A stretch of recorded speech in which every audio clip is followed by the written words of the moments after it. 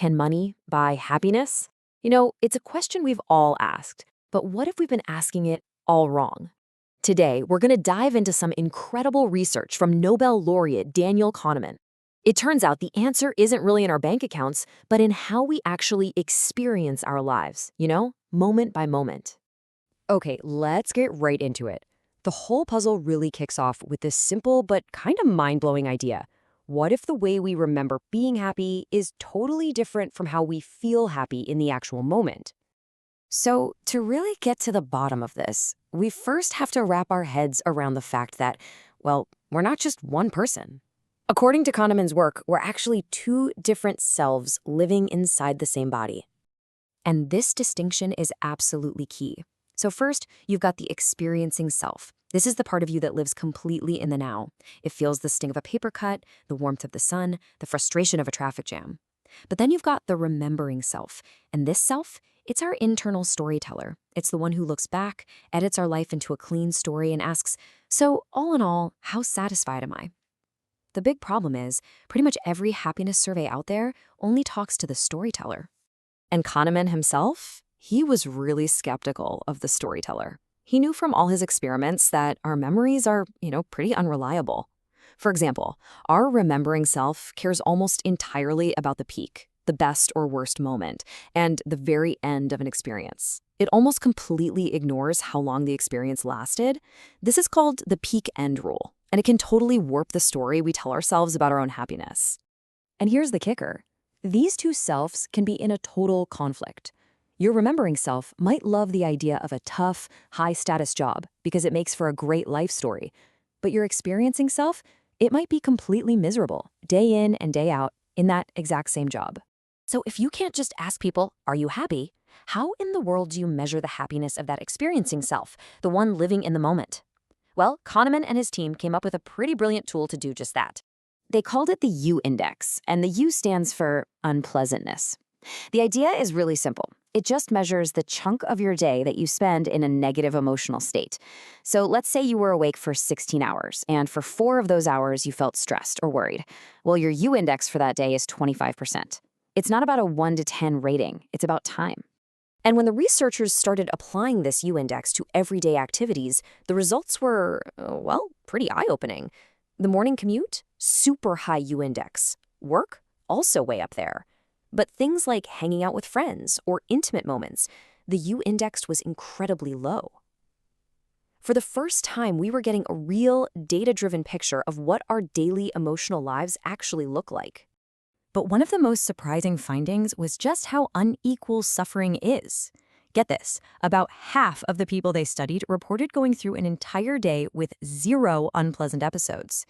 It kind of suggests that a small minority of the population is actually experiencing the vast majority of the emotional pain. Okay, so now we have the right tools, right? We have the two selves and the U-index. Now, we can finally go back and tackle that original question. What did a massive survey discover about the real connection between our money and our happiness? So, researchers dove into over 450,000 responses from a huge Gallup poll, looking for that link between what a household earned and how people felt day to day. Was there some kind of tipping point? Was there a magic number? And there it was, $75,000, at least in high-cost areas. This was what they called the satiation point. Once a household hit this income level, the average increase in their day-to-day experienced happiness was 0. Literally 0. More money just didn't equal more moment-to-moment happiness. But let's be super, super clear about the other side of this. While being rich doesn't make you happier day to day, being poor absolutely, definitely contributes to misery. Poverty is like an amplifier for all of life's other problems. I mean, a headache is bad for anyone, but the data shows it's drastically worse when you're also struggling to make ends meet.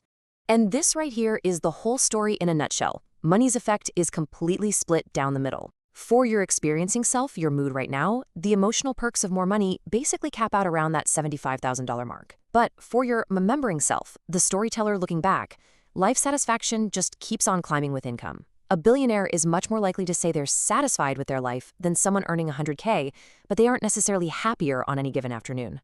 But this brings up a huge question, right?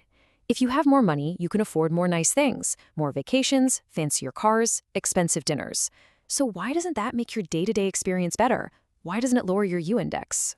Well, there's a fascinating theory, and there's actually some evidence to back it up.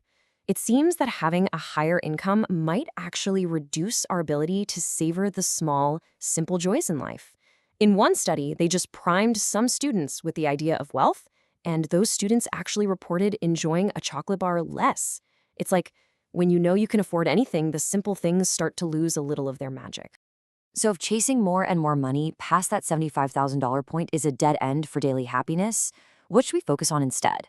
Well, the research points to a resource that's actually way more powerful. And this, right here, is really the ultimate lesson from all of Kahneman's work. It's not about how much you earn, it's about how you spend your time. That's the one thing you have the most control over, and it's the one thing that directly affects your experiencing self. So what does that actually look like? It means consciously designing your day to lower your U index. It means doing less of the stuff you hate, like that brutal commute, and doing way more of the stuff you love, like spending time with people you really enjoy. It also means swapping some of that passive time, like just zoning out to TV, for active things like socializing or exercise. And there's one last absolutely critical piece to this whole puzzle: attention. Your emotional state, what you feel right now, is mostly determined by whatever you're paying attention to. You could be on the most beautiful beach in the world, but if your mind is stuck worrying about a work email, you're not actually experiencing the beach. To really get joy from something, you have to be present for it. So at the end of the day, this is what we're left with. We now know that chasing after more and more money doesn't lead to more and more daily happiness. The research is pretty clear that the real currency of a happy life isn't dollars at all, it's hours. So the real question is, how are you going to spend yours?